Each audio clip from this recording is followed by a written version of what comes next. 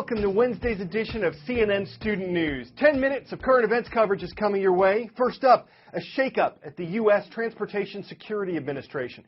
This is a part of the Department of Homeland Security.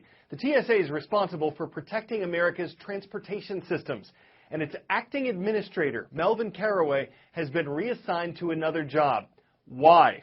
Undercover agents recently tried to smuggle illegal items like fake explosives at TSA checkpoints. In almost all of the tests, the TSA failed to find them.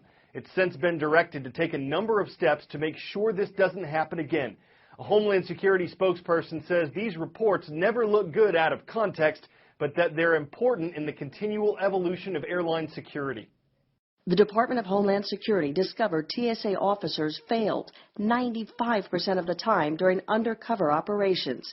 The officers failing 67 out of 70 tests to detect mock explosives and weapons at airport security checkpoints. These are anomalies that TSA screeners and or their equipment should it locate and at least flag for an additional screening. The department's red teams posed as passengers, attempting to pass through checkpoints with the mock weapons. I am putting a detonator into the plastic explosive. Back in 2008, CNN was there for a similar covert operation. That time, it was TSA testing its own officers. You can't see anything? No, I can't see it. At the checkpoint, the tester is wanded and patted down, right where the fake explosive device was concealed. But the screener missed it. It's not until the tester lifts up his shirt. Oh, I see it now. In response to the troubling failures, Secretary Johnson said in a statement that he is immediately directing the TSA to revise its screening procedures, conduct training, and reevaluate their screening equipment. This has grown completely out of control. It isn't doing the job we need to. What we need to do is be able to connect the dots, get intelligence information, go after people who pose a risk, and they can't do it with the current system. The deadline came and went, and on Sunday night, the Patriot Act expired. The law was initially passed a month after the September 11th, 2001 terrorist attacks on the U.S. Its goal? To prevent terrorism. One method it used, collecting certain phone data of millions of Americans, was controversial. You get a sense of that in the debate among Senate Republicans. Even the authors of the Patriot Act say that the Patriot Act in no way gives authority to the president to collect all of your phone records all of the time. We shouldn't be disarming unilaterally as our enemies grow more sophisticated and aggressive. Isn't this program as critical as it's ever been since its inception, given the fact that the Middle East is literally on fire and we are losing everywhere? There is new legislation tied to data collection, though. It's called the USA Freedom Act. The House passed it weeks ago. The Senate did last night. President Obama is expected to sign it. Under the new law, telecommunications companies would keep the data on Americans' phone records, and the federal government can get it if it has a targeted warrant.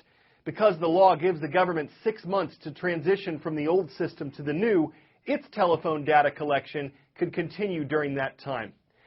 The Middle Eastern territory of Gaza is struggling to rebuild. It's been almost a year since the Palestinian-controlled area was torn again by war. The most recent conflict began with the murder of 3 Israeli teenagers last June. Israel blamed Hamas, the Palestinian militant group that controls Gaza. In early July, a Palestinian teenager was murdered.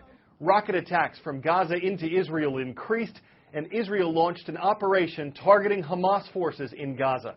In the 6-week war, 2,100 Palestinians, most of them civilians, were killed. 68 Israelis, most of them soldiers, were killed. It was the latest cycle of violence. Gaza is only about 25 miles long and 7 miles wide, but this small strip of land is one of the most fought over in history. It was an Egyptian base, a raw city of the Philistines, and the place where the Hebrew hero Samson, betrayed by Delilah, met his death. Since then, much blood has been spilled. The most recent contest for Gaza began at the end of World War II, when persecuted Jews traveled to Israel from Europe looking for a new start after the horrors of the Holocaust. In 1947, the UN created a plan to split Israel into 2 countries, one for Jews and one for the Arab people. Backed by the US President Harry S. Truman, David Ben-Gurion, Israel's founder, proclaimed the establishment of the State of Israel in 1948. Egypt then attacked Israel through the Gaza Strip. Israel was victorious, but Gaza remained under the control of Egypt, and an influx of Palestinian refugees began. In 1967, war broke out between Israel, Egypt, Jordan and Syria in what became known as the Six-Day War.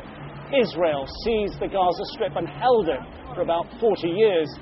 In 2006, Hamas, a group sworn to destroy Israel and listed by the United States, European Union and others as a terrorist group, won a landslide victory in Palestinian legislative elections. And Israel unilaterally pulled its forces out of Gaza that year. Hamas was now in control of the territory. However, Israel still controls much of the area's access to and from the Gaza Strip. Since then, Israel and Hamas have been exchanging blows.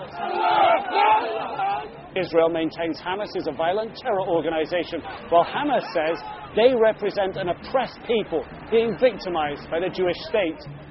The international community continues to press for a cease in violence. But for now, the Strip's population of 1.8 million people are trapped in the crossfire. 4 days after Sepp Blatter was re-elected as president of FIFA, he said yesterday he'd step down. FIFA governs soccer worldwide. Last week, the U.S. Justice Department announced major corruption charges against it, saying several FIFA officials had taken millions in bribes over 24 years.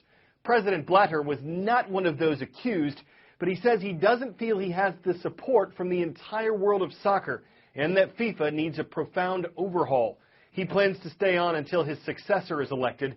Some soccer officials who'd criticized Blatter call his decision the right one and a major step forward for reform.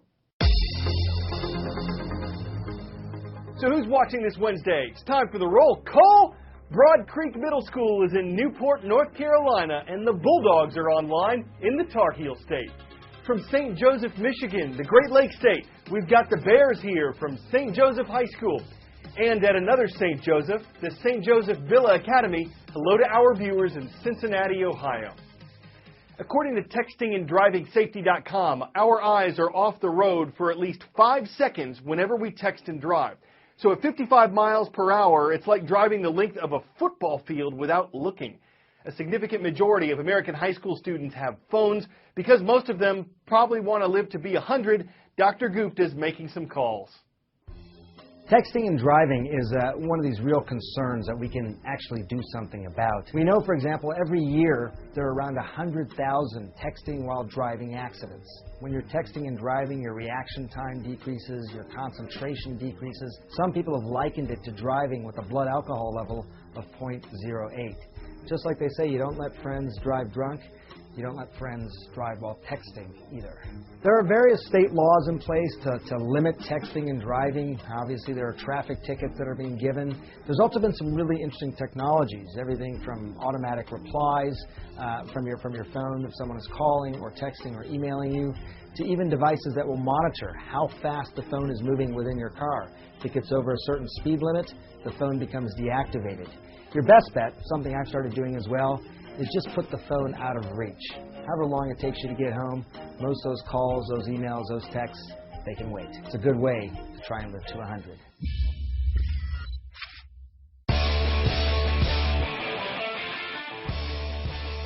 We've covered the incredible dog challenge before on CNN Student News, but never this event. Aboard surfboards, competitive canines at the event in Huntington Beach, California, were hanging 20. And most of them looked like they were having fun, assuming they faced forward and didn't eat the waves. Of course, they didn't have to stand up on 2 feet to qualify, but it seems certain breeds would have an advantage. Consider the American Water Spaniel, the Irish Water Spaniel, and the Portuguese Water Dog. What about the Otter Hound or the Bay Retriever? Of course, the canine capable of surfing up the best scores could very well be the Border Collie. I'm Carl Azus, and it's Tide We Be Going.